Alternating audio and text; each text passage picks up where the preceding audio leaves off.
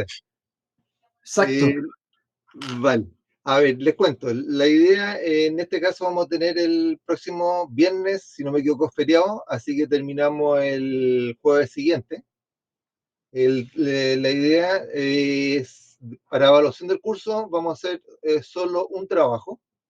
La idea es que ese trabajo lo desarrollen en dos sesiones. Este día sábado en la tarde y el día jueves, el último día en la tarde. Y la intención que es una evaluación económica de un proyecto, ustedes lo definen, y cuadrenlo de tal manera que lo logren desarrollar en ese tiempo. Me interesa más bien la metodología, obviamente, dado que van a tener un poquito más de 6 horas para desarrollarlo. No se trata de que hagan algo muy exhaustivo, sino que cuadre con eso y además cortito. No se trata de hacer un tremendo trabajo, sino que más bien lo que me interesa es la parte conceptual y que se ha aprendido lo que hemos visto en el curso. Ahora, para empezar, les voy a mostrar cuál es el temario. Ya la información la tienen en la página de la universidad, así que si entran en el Magíster van a poder ver toda la información. Voy a presentar pantalla completa, compartir, ok. Ahí estoy compartiendo pantalla completa. Espero que lo vean eso. Sí, se ve, profesor. Vale. Básicamente vamos a ver tres módulos. Uno que aquí dice que lo vamos a terminar hoy día, dudo, que es esquema de financiamiento. En este módulo además voy a hacer un breve repaso de temas de evaluación económica.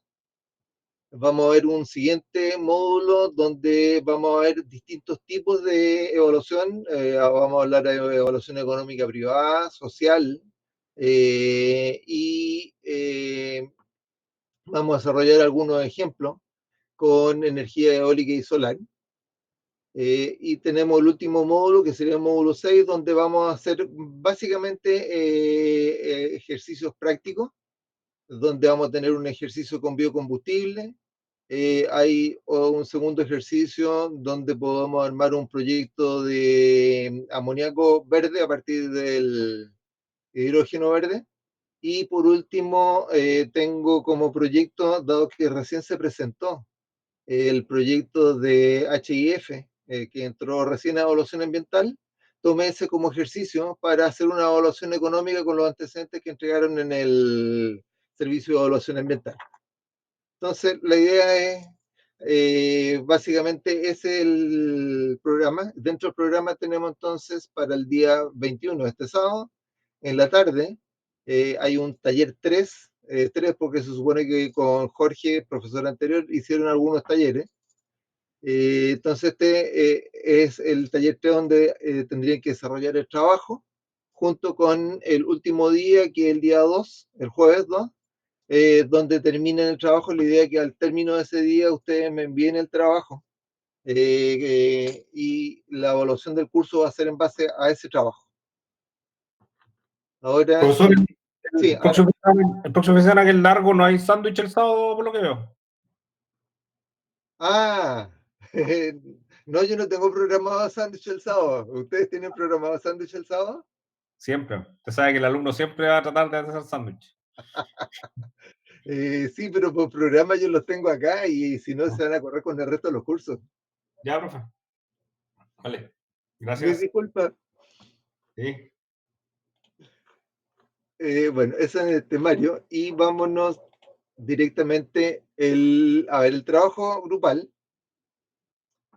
Aquí tengo unos tipos de trabajo, proyectos a realizar. La idea es que hagan una evaluación económica, un proyecto que ustedes definan.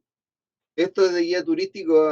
En definitiva, en todos los años le he presentado opciones de proyecto y siempre los grupos, me imagino que ustedes ya tienen grupos formados para todo esto. Los grupos seleccionan sus propios trabajos y estos les sirven solo guía para saber qué es lo que puede ser como trabajo. Entonces, que sea, aquí tenemos un proyecto de generación de hidrógeno verde en Magallanes con exportación de hidrógeno verde, por ejemplo.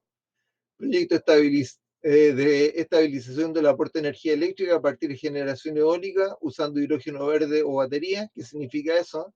que se genera a partir del viento en los momentos que no hay viento, se podría estabilizar la entrega aprovechando algún sistema de almacenamiento.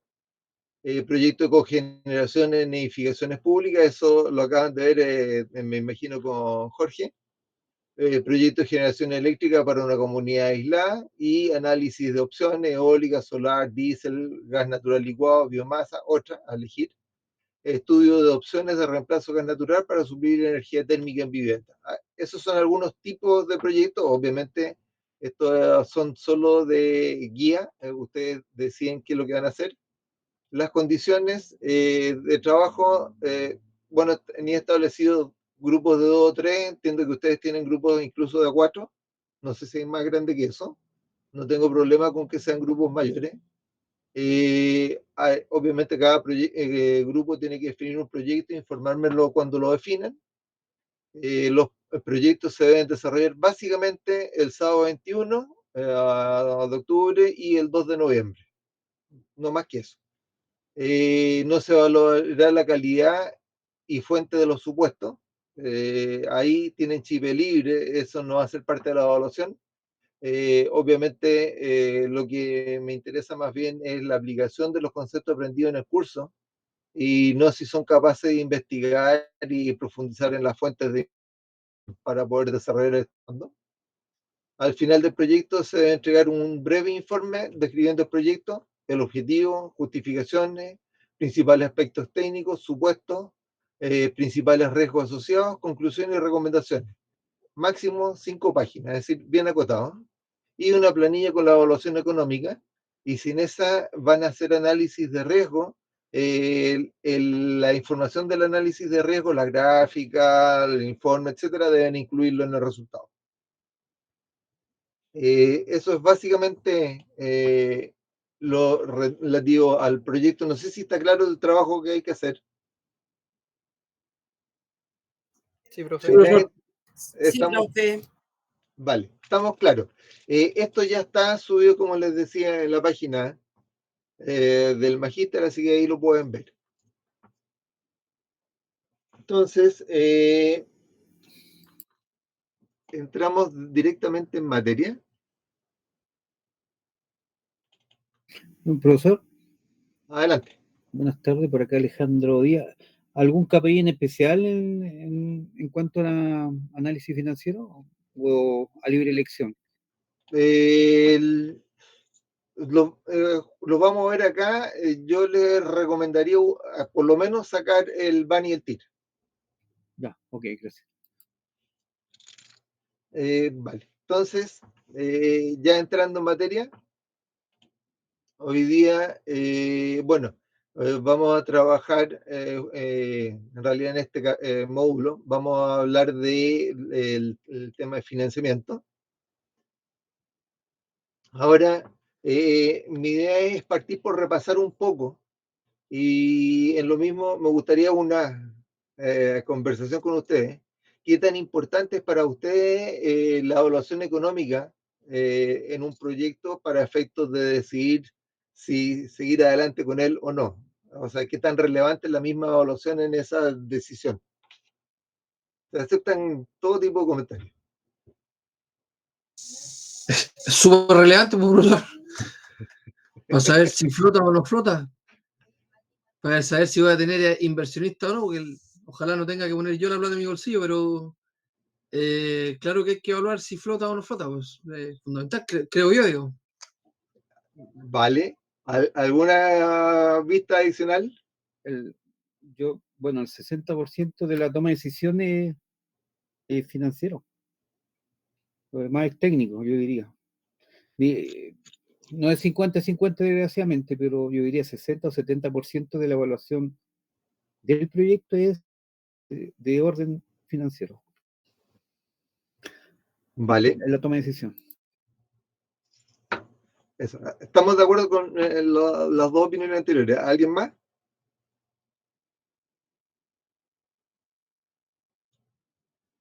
Ya. A ver, les cuento, yo obviamente estoy de acuerdo en definitiva, los proyectos en general tienen que ser económicamente viables, y la evaluación económica para esos efectos pasan a ser algo, digamos, es la herramienta para poder tener una buena ratificación de eso. Ahora, obviamente hay proyectos que no necesariamente tienen que flotar económicamente para poder realizarse, y ahí entramos en otro tipo de proyectos que hoy día no los no va a ser parte de este curso, pero en algunas condiciones uno podría decidir hacer la opción menos cara posible dentro de las opciones que hay disponibles, o pueden haber externalidades que hagan cambiar la decisión.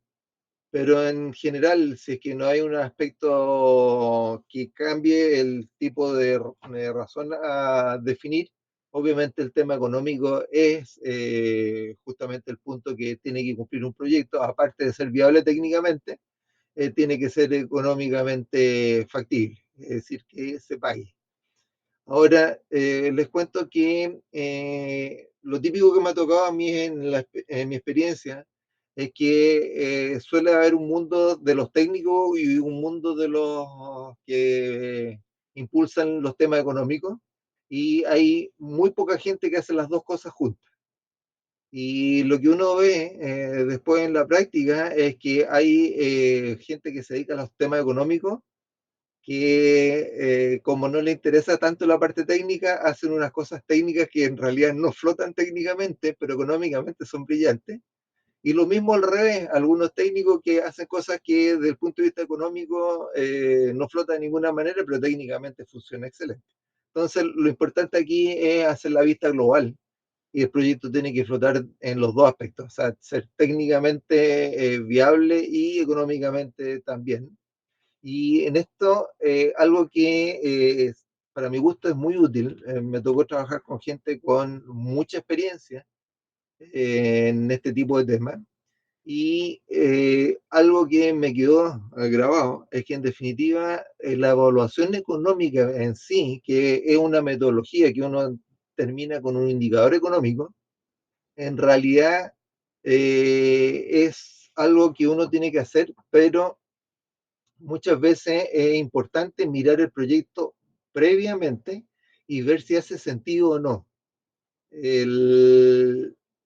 Los proyectos, cuando hacen sentido, cuando se dan las condiciones para que sean viables, en realidad la evaluación económica solamente ratifica que es un proyecto conveniente, y además levanta un poco cuáles son los aspectos críticos para efectos de tomar y los aspectos que obviamente hay que cuidar mejor para que el proyecto en definitiva cumpla con lo que estamos esperando de él. Pero el análisis, nada más que lógico del proyecto, mirando los aspectos principales, puede ser, o sea, para mi gusto es tan relevante como la evaluación en sí. Entonces, esa parte es bueno que le den una vuelta y lo empiecen a practicar. O sea, de hecho, uno podría pensar, parándome aquí en Punta Arenas, yo puedo decir que hay un proyecto que es brillante, eh, plantando palmeras regionales y vendiendo, digamos, los dátiles correspondientes. Y puedo hacer una evaluación económica que en definitiva me dé un resultado rentable. Pero si yo lo analizo a ver si tiene sentido como proyecto, me va a salir bastante difícil en el análisis pensar que voy a tener alguna ventaja comparativa de desarrollar ese proyecto acá antes que el calentamiento global vaya a hacer un cambio sustancial en el clima, y que pueda competir con regiones que tienen mejores condiciones que las que puede tener Magallanes. Entonces, las dos cosas tienen que ir de la mano. Muchas veces uno tiende a irse mucho en la metodología, pero el sentido común pasa a ser muy relevante para efectos de decisión. Por eso es que el foco para mi gusto es que, ok, la herramienta está y la herramienta hay que ocuparla, pero previo a usar la herramienta es bueno analizar todos los aspectos relevantes del proyecto, viendo si es que ese proyecto en definitiva tiene un mercado, la ubicación en que se está pensando hace sentido, de dónde voy a obtener los insumos, etcétera. Hay que armar el análisis completo del proyecto previo a una evaluación económica. Ahora, también les cuento que una evaluación económica se puede hacer relativamente. En la evaluación económica hay distintos grados y distintas profundidades. Cuando uno quiere revisarse un proyecto, tiene unos sentidos. Después de haber hecho el análisis lógico del proyecto, uno puede hacer una evaluación económica relativamente rápida, que es lo que vamos a practicar acá, y con esa decidir si el proyecto hace sentido o no, y si en definitiva pasa a esos filtros, obviamente hay que pasar a etapas mucho más profundas de análisis para llegar a tomar una decisión. Y obviamente mientras más alta sea la inversión, mayor el nivel de análisis que se requiere.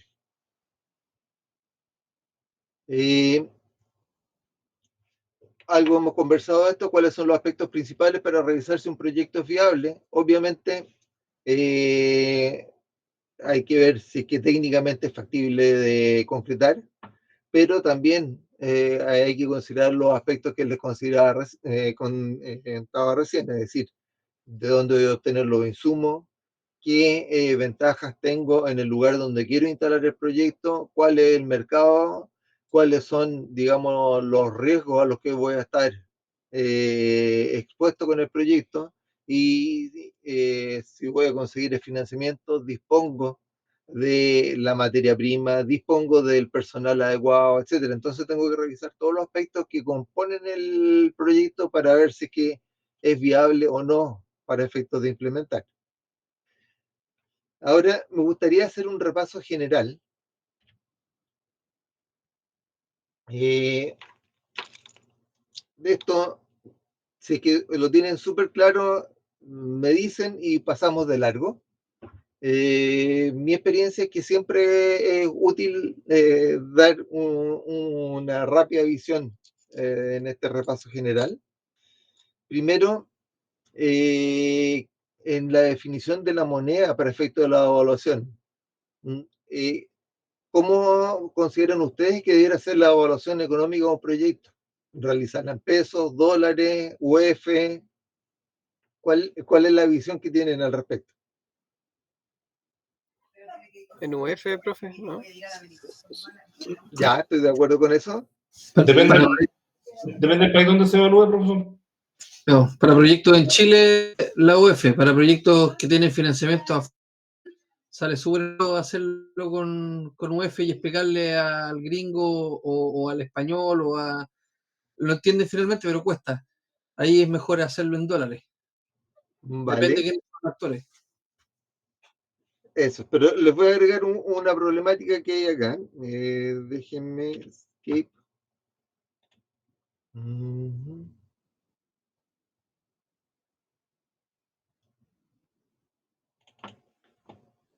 Les pongo acá un ejemplo, no sé si lo alcanzan a ver. Sí, Cuando uno piensa en pesos, en dólares o en euros, en la moneda que uno quiera, el primer problema es, ok, si yo tengo dos fechas distintas y tengo dos montos, la pregunta es, ¿cuál de esos dos montos es más alto? ¿O con cuál de ellos tengo mayor poder adquisitivo?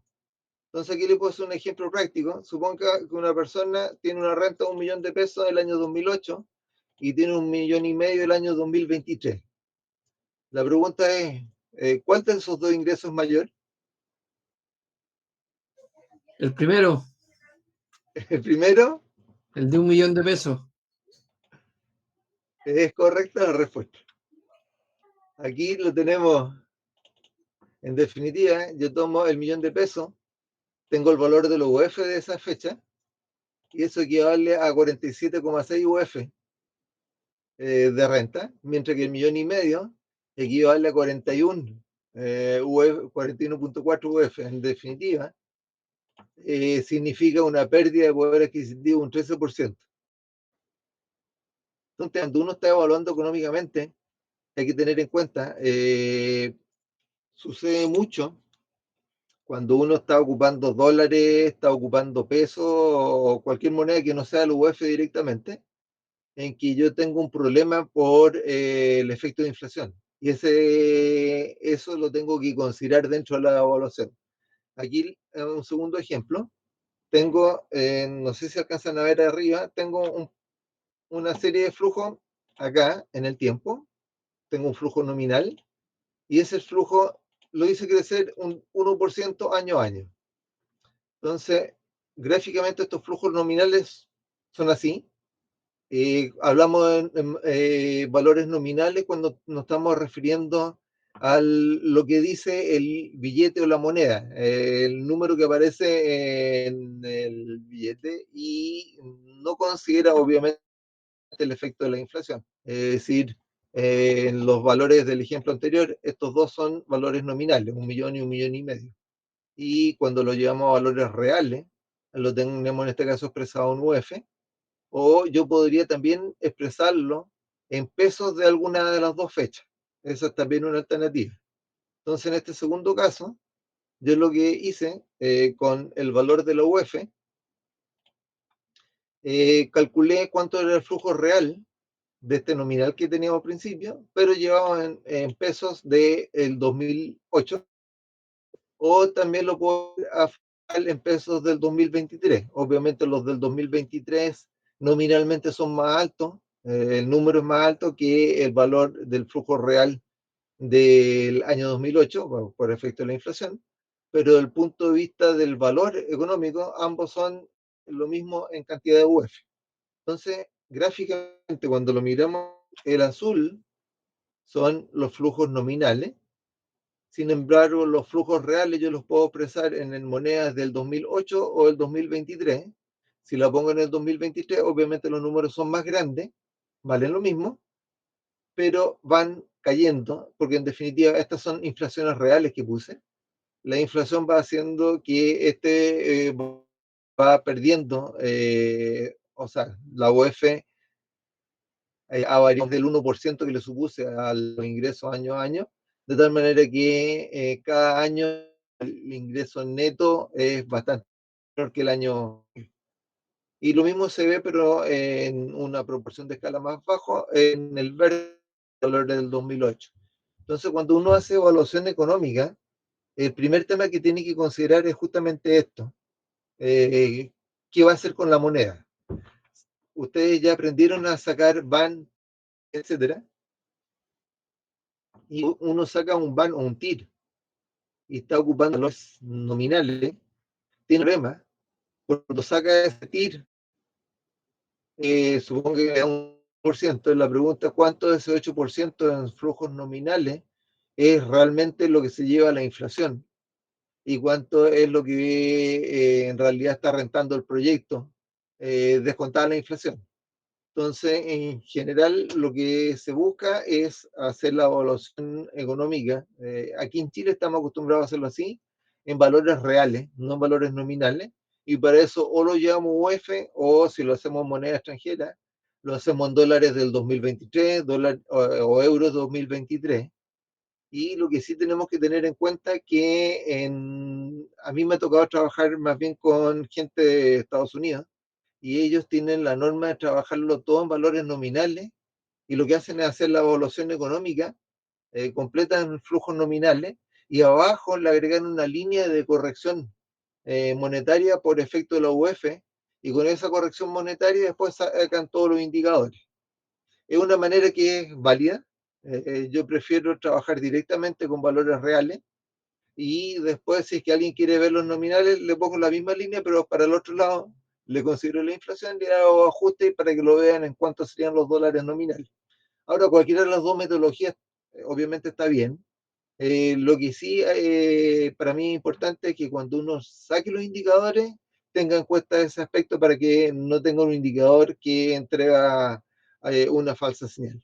No sé si está claro. Ya, supongo que está claro.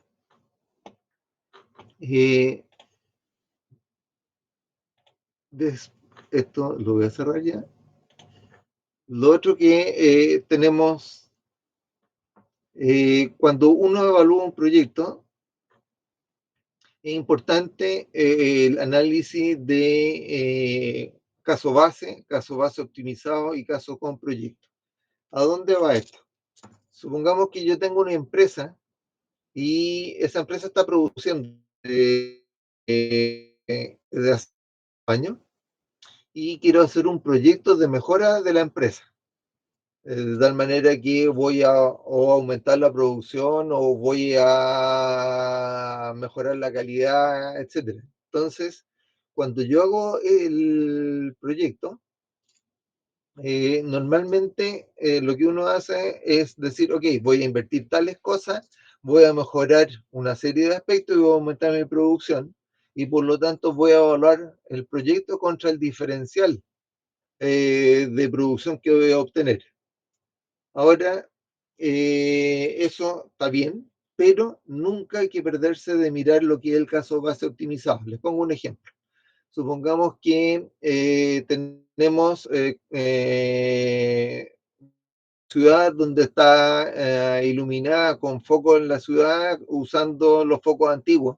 Los típicos luminarias que habían años antes de la llegada del LED. Y yo quiero evaluar un proyecto donde quiero cambiar el sistema de alumbrado por un sistema, en este caso solar, y por lo tanto voy a ponerle paneles fotovoltaicos prácticamente a todos los postes. Y descubro que para poder poner los paneles fotovoltaicos, dado que tengo algunas limitaciones de energía, voy a hacer cambio de la luminaria de esos sistemas a un sistema LED. Y por lo tanto voy a tener en realidad una doble inversión. Una primera inversión que tiene que ver con la instalación solar y la otra inversión tiene que ver con el cambio de tipo luminaria a luminaria LED. Entonces, cuando yo evalúe el proyecto, mi proyecto si sale positivo, nunca voy a saber si es que fue positivo por el uso de la energía solar o por el uso de luminaria LED. Y en realidad yo lo que podría haber hecho es, antes de hacer el completo, decir, ok, yo estoy claro que hoy día tengo un cierto consumo y tiene que ver con el tipo luminaria, puedo optimizar mi alumbrado actual y partir por poner luminaria LED, y con esa luminaria LED voy a obtener ya un beneficio por menor consumo, y después de eso, si además quiero irme a un proyecto con energía solar, voy a evaluar cómo va a resultar ese proyecto, cuánto aporta respecto al caso base optimizado, es decir, a este caso contra luminaria LED. Y ahí tengo las vistas separadas de cuánto me aporta el solo mejorar la situación actual aplicando algunas mejoras técnicas y cuánto el lógico en general cambiar la fuente de energía. No sé si se entiende. Sí, profesor. Eso. Les cuento que me ha tocado, en general, cuando uno hace esto, lo normal es decir que lo normal es hacer la evaluación económica del caso base, el caso base optimizado, y hacer la evaluación del caso con proyecto. Son tres evaluaciones separaditas, y mucho darse paso y dice, pero yo hago el caso con proyecto, voy a ahorrarme tal cosa del caso base y además voy a ingresar tal. Y hay que tener mucho cuidado porque no cuesta nada sumar dos veces los ingresos. Lo típico es cuando uno dice, el caso base, voy al pasito, me voy a dar un costo. Entonces, muchas veces ese costo se entra como un ingreso y después de eso saco el ingreso neto del proyecto, que voy a tener el caso con proyecto, y en ese resultado neto ya tengo el efecto que tenía en el caso base, el ahorro, y lo voy a sumar dos veces al hacerlo de esa manera. Entonces, para evitar el riesgo de sumar dos veces el aporte del proyecto, lo ideal es hacer las evaluaciones separaditas. El caso base sin tocarlo, puede ser el caso base optimizado, si hay una optimización, y el caso con proyecto, y no hacer el diferencial, porque el diferencial es el que corre el riesgo que uno sume dos veces el aporte del proyecto, Y como les digo, lo he visto en la práctica. He visto gente con mucha experiencia haciendo evaluación económica que ha sumado 2 veces el beneficio del proyecto y justamente por saltarse ese paso. Entonces, en general, cuando hagan eso, hagan un súper buen análisis para asegurarse que no están cayendo en ese rol. Y les recomiendo más bien hacer las dos evaluaciones separadas y después al final hacer el cálculo diferencial del caso con y el sin proyecto, de tal manera sacar el beneficio neto. Eh, yo voy a seguir sin nuevas observaciones. Si tienen observaciones o dudas, me interrumpen. El siguiente concepto es costo hundido. No sé si manejan el concepto de costo hundido alguno de ustedes. No lo sé. Vale. Yo siempre hace muchos años trabajé en ENAM, así que siempre decía en broma que costo hundido se refería a los pozos, todo lo que quedaba bajo la superficie era costo hundido. Que en realidad, aparte de resultar como figura relativamente fácil de guardarlo conceptualmente, muchas veces pasa algo. Si el costo hundido se refiere a que cuando yo he hecho y no puedo deshacer la inversión, todo lo que gasté ya no tengo ninguna posibilidad de recuperarlo, por lo tanto no puedo deshacer ese costo. Entonces ese costo se llama hundido. Y si es que yo, volviendo al ejemplo anterior, hago un pozo petrolero y ese pozo no produce ningún hidrocarburo, todo el costo del pozo es un costo hundido. Un ejemplo con el que me explicaba un profe hace mucho tiempo, decía, si ustedes van al cine y no sé si se lo contó a ustedes o a otro alumno, si ustedes van a un cine y ven que la película que están mirando a la media hora ya la resulta súper aburrida, la pregunta es, ¿se quedan hasta el final de la película porque obviamente gastaron la plata para poder de la entrada? ¿O simplemente se van y dejan de ver una película que les parece aburrida? ¿Cuál les parece, le hace más sentido? Yo me he ido, profesor, cuando de repente he visto que la película no va para ningún lado. Así aprovecho mi tiempo en otra cosa. Sí, en un curso anterior me dijeron que dependía de la externalidad positiva o negativa de la compañía, pero la respuesta correcta es justamente esa. En definitiva, el valor de la entrada yo ya no lo puedo recuperar. Por lo tanto, lo que tengo que evaluar es si es que el beneficio futuro es mayor quedándome en el cine o yéndome del cine. Y esa es mi decisión. Si yo estoy haciendo una empresa y a mitad de camino tengo 3/4 parte de la inversión ya incurrida, y hay un cambio tecnológico que va a afectar la utilidad de ese proyecto, cuánto he gastado no es parte de la decisión para ver si voy a seguir adelante con el proyecto o no. Lo que importa para el efecto de la decisión son los costos que me van a quedar al futuro y los ingresos futuros. Y si esos se compensan, bien. Por ejemplo, si yo tengo un proyecto que ya iba a invertir, que pongámoslo caro, 100 millones de dólares, y he invertido ya 90 millones de dólares, y descubro en el momento en que voy a implementar ese proyecto que el mercado se achicó y voy a obtener ingresos muchísimo menores. La pregunta es si esos ingresos pagan los 10 millones de dólares que me quedan por invertir o no. Los 90 no son parte de la decisión porque ya están hundidos. Entonces yo contra esos 10 hago la nueva evaluación. Y si el proyecto paga esos 10, voy a seguir adelante aunque no recupere nada de los 90. ¿Se entiende la idea?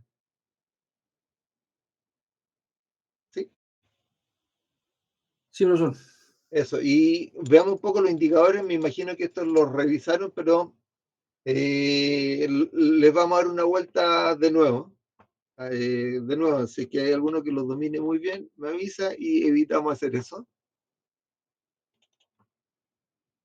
A ver, en los indicadores tenemos Primero, el VAN. Aquí tenemos en esta gráfica un proyecto típico donde yo tengo una inversión inicial y después de eso tengo flujos anuales que me van a permitir pagar esa inversión inicial. Entonces, en definitiva, yo tengo los distintos flujos netos y del año 0 hasta el año 10 tengo una suma de flujos, que es la suma de todos estos valores, y yo puedo actualizar todos estos flujos al año 0 en este caso, o al año -1, yo puedo elegir cualquiera de los dos, y puedo traer estos valores al año correspondiente para actualizarlo. Básicamente divido cada uno de los flujos por un más tasa de descuento, es decir, 0,06, elevado a los años a los que los quiero actualizar. Entonces, en este caso, tengo un VAN, BNA, en la versión del Excel en castellano, valor neto actualizado a una tasa de descuento de Q1 de los flujos correspondientes, fórmula que están, de todos estos flujos que tengo acá. Entonces, si se fijan, la fórmula directamente me entrega un valor de 2,87, que es actualizado al año -1. ¿Qué significa eso?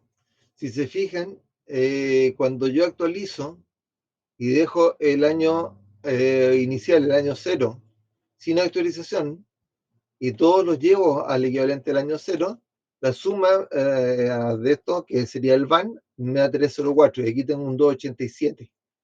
La fórmula del VAN en Excel lo que hace es que el primer flujo lo supone al final del periodo, y por lo tanto ese también lo actualiza. Entonces, en definitiva, el valor presente no queda como la suma al año 0, sino que queda corrido en un año, dependiendo de cuál es el punto de partida que ustedes consideren. Entonces, esto es solo para que lo tengan en cuenta. Si que están refiriendo todos los VAN al mismo periodo, no hay ningún problema. Si empiezan a tener VANes referidos a distintas fechas iniciales, eso sí puede generar problemas. Una de las ventajas del VAN, que uno puede sumar VANes de distintos proyectos, siempre que estén referidos a la misma fecha de origen. Entonces, por eso es sí importante que tengan claro cuál es la actualización que hace Excel, el Excel correspondiente, ¿vale? Entonces aquí tengo los flujos anuales y aquí tengo cuál sería el VAN según la tasa de descuento. Es decir, al 6% dijimos que es 2,87 y lo tengo a 0, 1, 2, 3, etcétera, hasta el 12%. Y se fija que a medida que le aumento la tasa de descuento, el proyecto empieza a ser negativo. ¿Qué significa aumentar la tasa de descuento? Significa que cuando yo ocupo esta fórmula para actualizar, el número por el que estoy dividiendo para traerlo al valor presente es más grande. Y por lo tanto, eso hace que los flujos futuros valen menos. Entonces, en definitiva, a mayor tasa de descuento, suele resultar que los flujos finales le cuesta más compensar en la inversión inicial. La fórmula del VAN es básicamente esta, que la deben haber visto, que son los flujos anuales dividido por 1 más las tasas de descuento elevado al año correspondiente, esto desde el año 0 hasta el año N.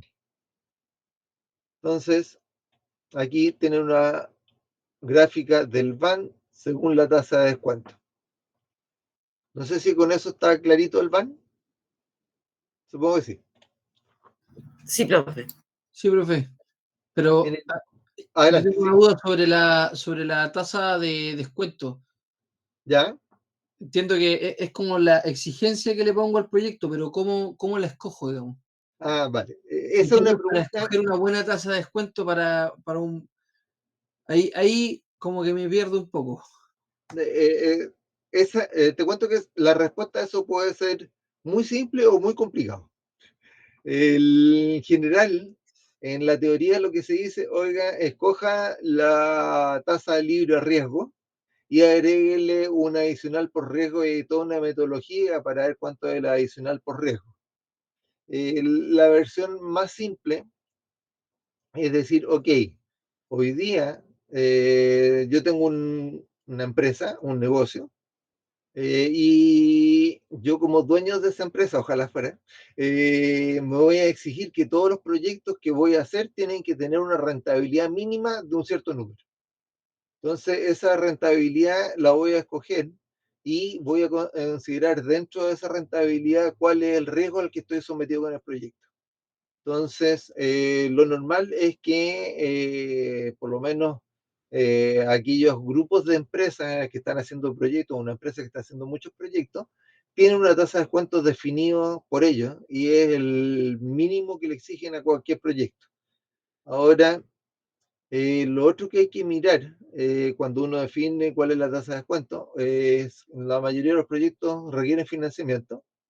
Y por ejemplo, hoy día pensar en una tasa de descuento de un 6%, que es el que estoy ocupando acá, suena relativamente bajo. Cuando uno mira las tasas de política monetaria de los distintos bancos centrales a nivel mundial, ve que pensar en un 6% está bastante cercano a las tasas de los bancos mayores a nivel mundial. Por lo tanto, lo típico es decir, ok, yo voy a conseguir un préstamo prácticamente ese mismo 6%. O sea, tengo que exigir al proyecto, obviamente, una rentabilidad por sobre la rentabilidad del préstamo y me voy a parar 2, 3, 4, 5, dependiendo del nivel de riesgo, por sobre ese valor. Entonces, lo típico es que uno termine escogiendo una tasa de interés que sea igual a la tasa del préstamo más algunos puntos adicionales. Yo diría que lo razonable es entre 3 y 6 puntos adicionales, dependiendo del tamaño del proyecto. Mientras más grande el proyecto, uno suele exigirle mucho menos, pero también tiene que ver con el nivel de riesgo. Por ejemplo, si yo voy a hacer un proyecto de una carretera y voy a cobrar una tarifa por el paso y veo cuál es el TIR que lo voy a exigir a ese proyecto, el TIR, si yo veo que hay una bastante seguridad que ese proyecto va a seguir funcionando por largo tiempo y no voy a tener ninguna contingencia, ok, tengo un menos riesgo y por lo tanto le voy a exigir una tasa de descuento más baja. Pero si es que me voy a ir con un proyecto que es un tema tecnológico, que existe, por ejemplo, voy a construir baterías de litio, y yo sé que hoy día se están investigando distintas tecnologías que podrían llegar a reemplazar el litio más adelante en forma competitiva, ok, a ese proyecto yo le voy a exigir mucho más, de tal manera que en el caso de que aparezcan esas tecnologías que competirían contra el litio, yo me haya recuperado con una alta probabilidad de la inversión que he hecho. No sé si con eso aclaro la consulta. Sí, profesor. Vale. O sea, veo la tasa del banco, si me lo prestan al 4%, le pongo un 10. Más o menos Por ahí. esa es la figura. O sea, de hecho, yo he visto proyectos que se están pensando en hidrógeno verde localmente y dicen, ok, hoy día los préstamos del banco están en el orden del 5 o 6%, ok, yo le voy a exigir un 10. Listo, se acabó el problema. Entonces, es una metodología que se ocupa bastante. A nivel nacional, lo vamos a ver después, se define la tasa de descuento país. Hay toda una metodología que hoy día está definida como ese 6%. Y en el caso de los proyectos eléctricos, ¿se acuerdan que cuando vimos el tarifado eléctrico, la rentabilidad exigida de los proyectos y cómo se evaluaban era contra un 10%? Entonces, ahí la gracia es que ya está definida y acuérdense que también cuando vimos tarificación del gas y de la distribución eléctrica también había tasas fijadas. Entonces, en esos casos, cuando están reguladitos, está fácil. Y en los casos no regulados uno tiene que definir justamente eso. Entonces, este es el primer indicador. El segundo indicador, que es el TIR, que obviamente de acá yo puedo calcular el TIR en este flujo, pero en este caso particular les quiero mostrar una complicación con el que hay que tener cuidado con el TIR. El TIR, en definitiva, es la tasa o el interés en el cual el BAN se hace cero. Cuando los proyectos son del tipo que les mostré antes, que tienen un flujo negativo y después puros flujos positivos y no existe este negativo al final, es fácil de calcular. Pero cuando tengo este tipo de flujo, en definitiva, el hacer estos ceros, fíjese que es una ecuación que si uno lo lleva es de un grado I, que es un grado N, que depende del número de años. Entonces, en definitiva, está resolviendo una ecuación de un grado 9, 10, y por lo tanto las ecuaciones de noveno, décimo grado pueden tener más de una solución en el campo de los reales. En lo imaginario van a tener mucho para los que se quieren entretener con matemáticas, pero en el campo de los reales, cuando yo tengo flujos de este estilo, donde tengo negativos y especialmente un negativo fuerte acá, yo puedo tener más de un TIR. Y si se llega a dar esa condición, tengo que tener cuidado en cómo estoy tomando la decisión. Si se fijan, en este caso, hice el mismo trabajo de antes y yo miro el TIR, que aquí lo tengo graficado en función de la tasa de descuento, y parto con un negativo. Aquí paso a tener un BAN positivo y a medida que voy avanzando, vuelvo a tener un TIR negativo, o sea, un BAN negativo a partir de un cierto TIR. Entonces, yo en este caso tengo un TIR que lo podría calcular como un 3% más o menos, o casi un 18%. Entonces, aquí lo tengo los dos números, 2,88 o 17,62. Entonces, en definitiva, aquí lo que les quiero pasar, solo tengan cuidado con el TIR, que de repente puede entregar valores extraños, y tienen que ver bien cómo son los flujos para asegurarse que no están cayendo en una condición anormal. Ahora, el TIR, muchos lo interpretan como una especie de rentabilidad. Si en realidad uno calcula el TIR sobre dos flujos, uno negativo y uno positivo, claramente el TIR lo que da es la rentabilidad sobre esos dos flujos, y en este caso son más flujos en el futuro, entonces muchos lo interpretan como la rentabilidad del proyecto. ¿Vale? Profesor, y entendiendo eso, entonces, ¿la tasa de descuento siempre deberá ser mayor al TIR? No, no necesariamente. Pensando en que el BAN me dé positivo. Sí, exactamente. Lo que pasa es que los estándar, dependiendo del tipo de proyecto, uno lo que le va a pedir es un BAN positivo, pero eso, y un BAN positivo significa un TIR, obviamente mayor que la tasa de descuento, lo mismo que dijiste tú, pero en muchos de los proyectos grandes, uno en realidad lo que termina es fijando la tarifa que voy a cobrar por ese proyecto. Y cuando fijo esa tarifa, lo voy a fijar contra el TIR o la tasa de descuento que estoy ocupando. ¿Se entiende? Entonces ahí voy a terminar con un BAN igual 0. Es decir, voy a terminar con un TIR igual a la tasa de descuento. Ok. ¿Fue muy enredado o está bien? No, algo de matemáticas financieras. Sí, si tienen alguna duda, pregúntenla.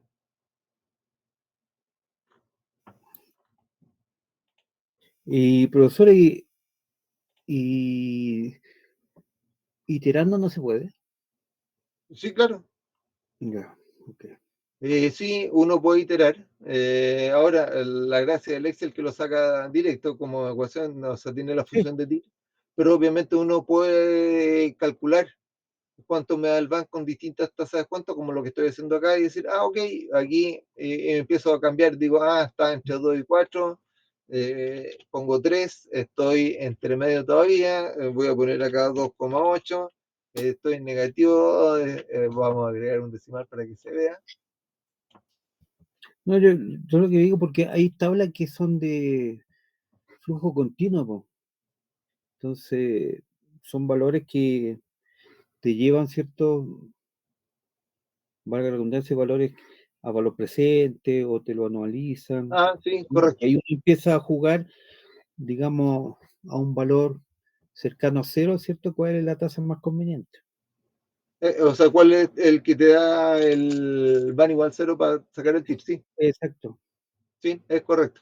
Ya. Esto se puede iterar. Yo en general prefiero aprovechar las herramientas que me da el Excel. Después van a ver que podemos hacer hartas gracias a partir de esto.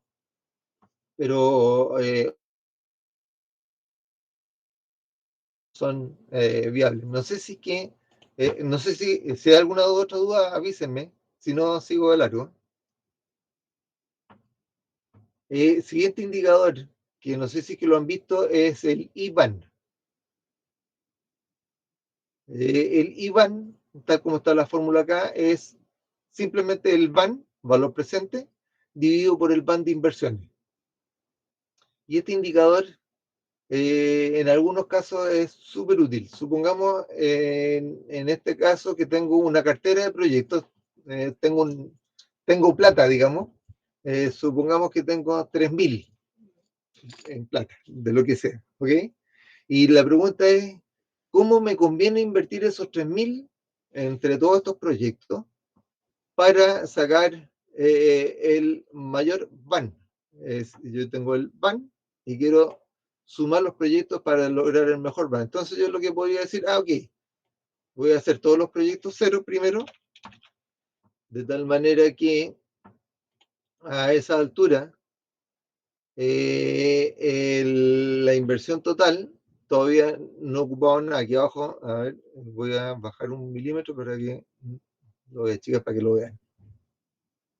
Ya, ahí se ve.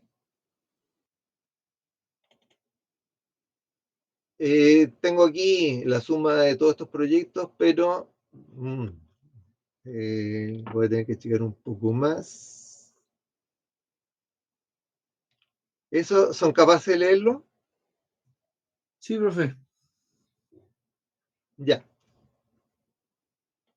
Si lo ideal sería que lograra cuadrar esta parte de acá. Uno más arriba. Ya. Y ahí es lo mejor que lo puedo tener. Entonces, yo lo que hice acá, que a medida que le voy poniendo un 1 o un 0, ese proyecto queda activo o inactivo. Y aquí me da el band de inversiones y el band completo en este amarillo y en esta naranja.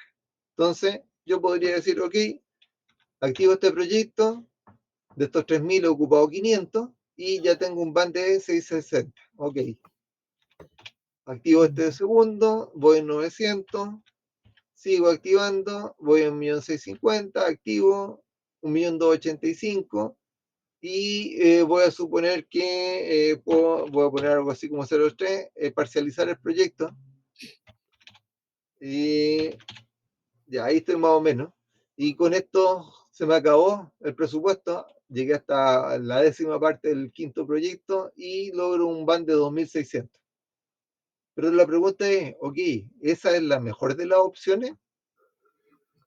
¿O hay una combinación mejor? Entonces aquí puedo empezar a probar N combinaciones para buscar cuál es la que me da el mejor BAN. Y tengo hecho acá, después vamos a verlo en detalle, estoy en la herramienta que es el Solver, que viene incluida en el Excel. Yo les estoy diciendo, ok, sáqueme en la celda B26, obtenga el máximo, cambiando los valores de esta celda de acá, ¿ya? Y que cada una tiene que ser menor o igual que menos 1. Entonces aquí le digo al solver, resuelva, encuentra una solución, y la solución me da mucho mayor BAN que el que yo había calculado, que son 42, en este caso 4.290. Ocupé los 3.000 de inversión, y aquí tengo los proyectos que activo. Y si se fijan, aquí yo como tabla auxiliar puse todos los proyectos, entonces tengo todos los proyectos, pero lo ordené por el IBAN, de tal manera que el de mayor IBAN, en este caso 238, lo puse al final, este de acá, y si se fija entonces el mayor IBAN lo tengo en el proyecto 7, y por lo tanto en la ubicación de IBAN sería el 1. Y si se fijan, aquí me está mostrando cuáles son los que quedaron activos. Y activó justamente todos los proyectos que tenían el mayor IBAN y una fracción del siguiente. para completar los 3.000 de presupuesto y con eso obtengo el BAN mayor. En definitiva, lo que les muestro con este ejercicio es que cuando yo tengo una cartera de proyectos y quiero seleccionar aquellos proyectos que me generen la mayor utilidad y estoy limitado por presupuesto, la mayor utilidad lo voy a obtener escogiendo los proyectos desde mayor a menor IBAN, en ese orden. ¿Está claro? Sí, Sí, No mucho cosa. no tanto. no no tanto. tanto. Vale. Fue un poco rápido. Profe, cuando usted dice el ban de las inversiones, Ah, ya. Sí que, o sea, yo tengo 3.000 de presupuesto ¿sí? y podemos hacerlo simple. Supongamos que va a ser la inversión en el año 0. Por Ya, lo tanto, el ban de inversión equivale a la inversión. ya. Entonces, a esta altura tengo 3.000 para invertir y lo voy a invertir todo en un solo año. Ya. Entonces, invierto en estos proyectos. Después vamos a ver que van de inversión. En realidad, los proyectos no suelen poder implementarse en un año, sino que requieren 1, 2, 3, 4, 5 años, dependiendo del tamaño del proyecto. Y por lo tanto, uno, en realidad, esos flujos, que no son un solo flujo, tiene que traerlos también a valor presente para efecto compararlo. ¿Se entiende? Pero para eso hay que hacer como una tabla auxiliar, como dice usted, y Sí. calcular el ban de la inversión de varias inversiones. Y de ahí lo traigo para acá, digamos. Sí, lo vamos a ver en la evaluación económica cuando hagamos las evaluaciones. Ya. Ahí voy a trabajar con el plan de inversiones. Ya, y después el IBAN es elaboración matemática nomás, y ahí listo. Eso, si se fijan, IBAN, en este caso, es el BAN, que es lo que me renta el proyecto, una manera de verlo, ¿de acuerdo? Dividido por lo que me cuesta el proyecto. Entonces, en definitiva, el IBAN, que hay que cuidar el signo, obviamente, el IBAN pasa a ser una especie de rentabilidad, pero es una rentabilidad migrada sobre valores presentes. Esa es toda la diferencia respecto a la rentabilidad típica. ¿Ahí sí se entiende mejor? Yo sí, por lo menos.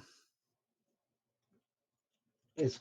Este es un indicador que se ocupa en algunos lados y para mi gusto, para aquellos que tienen muchos proyectos, es el indicador que deberían estar utilizando justamente para poder priorizar entre varios proyectos. Por ejemplo, el Estado, que tiene muchos proyectos, para ver qué es lo que genera un mayor aporte, justamente esta podría ser la herramienta que puedo usar. En empresas estatales es un elemento a considerar justamente entre todos los proyectos que tengo disponibles para ver cuáles son los que voy a implementar. Entonces, de nuevo, como indicador es bien útil. Y el último indicador que les voy a mostrar, después lo vamos a ver los otros periodos de recuperación de capital, pero eso me imagino que lo vieron, es el costo anual equivalente. Cuando yo tengo, por ejemplo, aquí una serie de flujos, variable año a año, que están representados en este caso por estas barras naranjas. Yo, en definitiva, si quiero comparar dos opciones de costo, y las dos son así variables, una distinta de la otra, me cuesta ver cuál es más alta en costo que de las dos. Entonces, una manera de ver eso es llevar a costo anual equivalente, que es el CAE. Y en el fondo, el CAE es equivalente a el flujo para todos los años igual, que genera el mismo valor presente.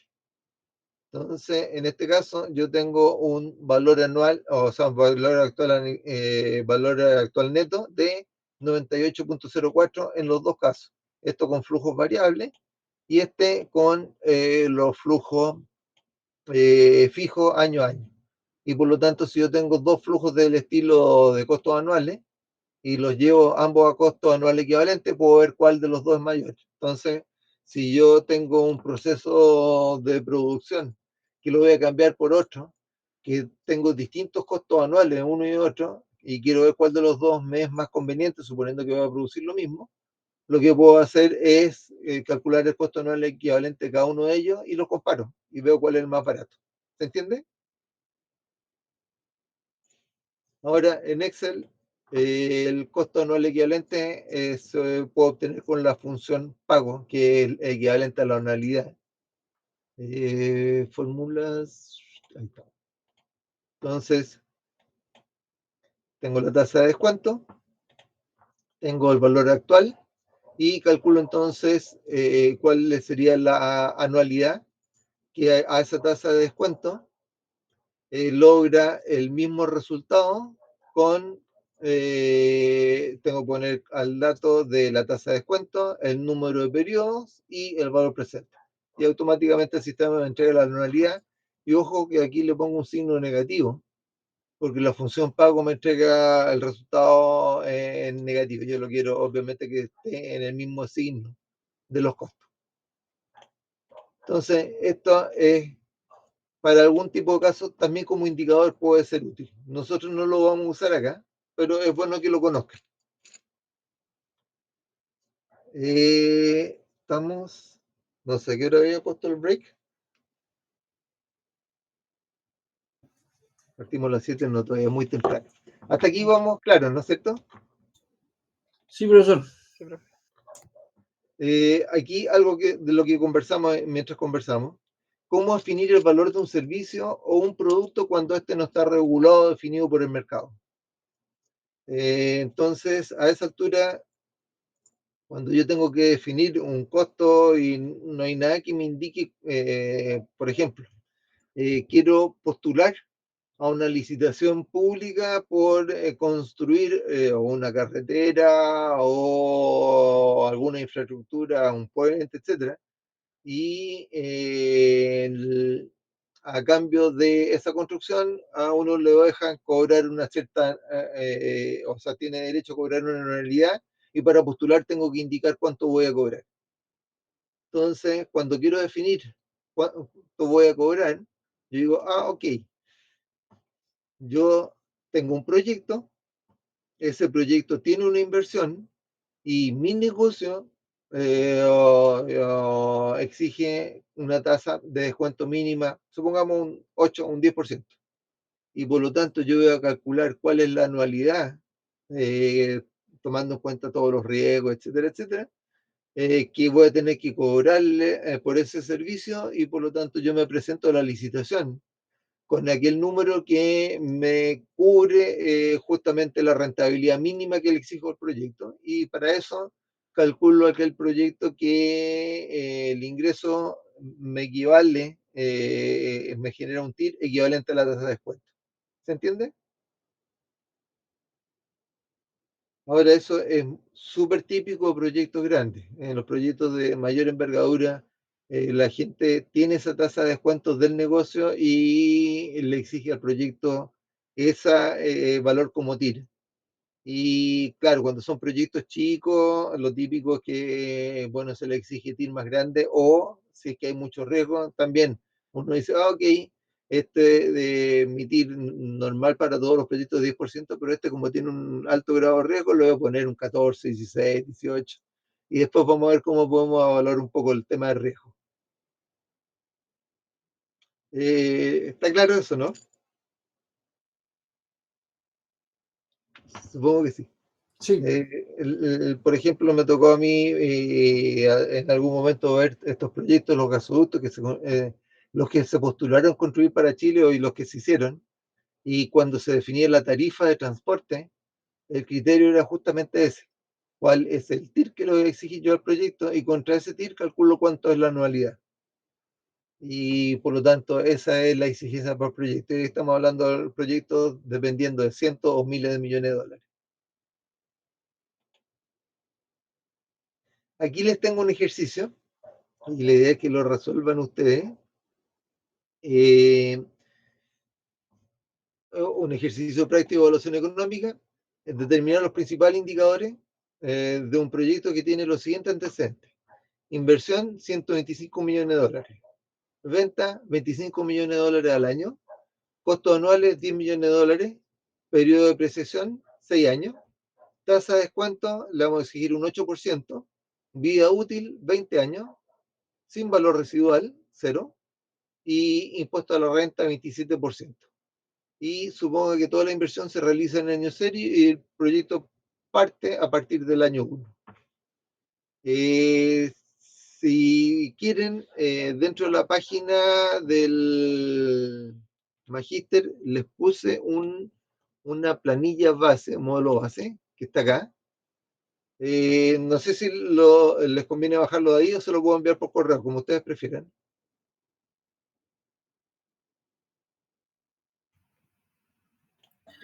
Básicamente acá en este modelo base se lo muestro, va a ser la evaluación económica. Yo lo que suelo hacer en la evaluación económica me dejo un sector con parámetros. Y aquí pongo una serie de parámetros que después puedo alterar y por lo tanto en base a eso puedo hacer análisis de sensibilidad con mucha velocidad. Yo puedo decir, ok, voy a hacer un proyecto con, qué sé yo, capacidad instalada, tantos megawatts, inversión, tantos dólares por megawatt instalado, y costo de operación y mantención, tal número. Y después digo, ¿qué pasaría si que agrando el proyecto? Y aquí cambio este número nomás y se me actualiza la planilla completa. Entonces la ventaja de usar esto es que después cuando uno quiere hacer análisis de sensibilidad, análisis de distintos tipos de variaciones del proyecto, es muy fácil. Entonces yo me acostumbré a trabajarlo así y es una recomendación, no una obligación, es una recomendación de hacerlo de esta manera. Después de eso, en la evaluación económica, lo típico es tener ingresos, ventas y un subtotal de ingresos. Pueden haber, aquí lo pongo, obviamente las ventas y el subtotal de ingresos es lo mismo, pero hay proyectos que tienen más de un ingreso y es bueno acostumbrarse a esta estructura. Egresos, de nuevo, hay un solo egreso, pero podría haber más. Entonces yo tengo dos egresos y un subtotal de egresos. Depreciación, valor residual de activo, valor libre de activo, la base impositiva, impuesto a la renta. Y después de eso tengo inversiones, capital de trabajo, subtotal de inversiones y capital de trabajo, que son obviamente la suma de estos dos de aquí arriba. Y finalmente tengo un flujo neto. Entonces aquí yo tengo los flujos para cada uno de los años. Y de nuevo, lo típico que uno suele, cuando uno está calculando, es poner los resultados del total y el valor presente los pone al final de todos los flujos. Aquí, para mí, siempre es más cómodo ponerlo esto al principio, de tal manera que yo voy mirando los flujos y veo al tiro los resultados más bien globales, que son el total y el valor presente de todos los flujos que vienen hacia adelante. Y en resumen económico, aquí está el BAN y el TIR. Pueden ocupar, si quieren, pueden calcular el IBAN, podrían calcular también el periodo de recuperación del capital, que no lo hemos visto, pero básicamente esto es en qué momento los flujos en el tiempo pasan a ser la suma positiva, es decir, recuperé lo que ya gasté en el tiempo. Y todos los flujos, si se fijan, en este caso están en US dólares, pero entendiendo estos siempre como valores reales y no valores nominales. Entonces ustedes tienen ese modelo disponible para hacer la evaluación y la idea es darle un tiempo para que lo evalúen y no sé si hay alguna duda y después nos juntamos a resolverlo en conjunto. Voy a dejar de presentar. Ok, profe.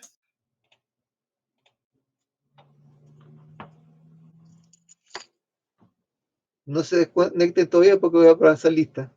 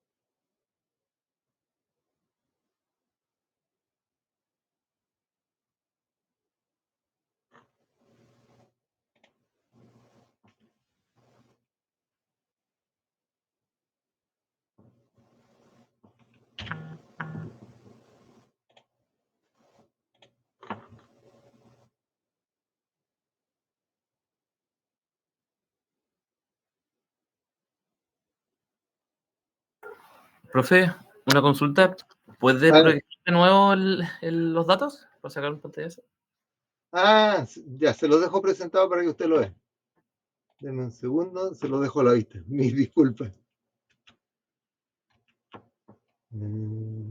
Presentar. Ventana esta.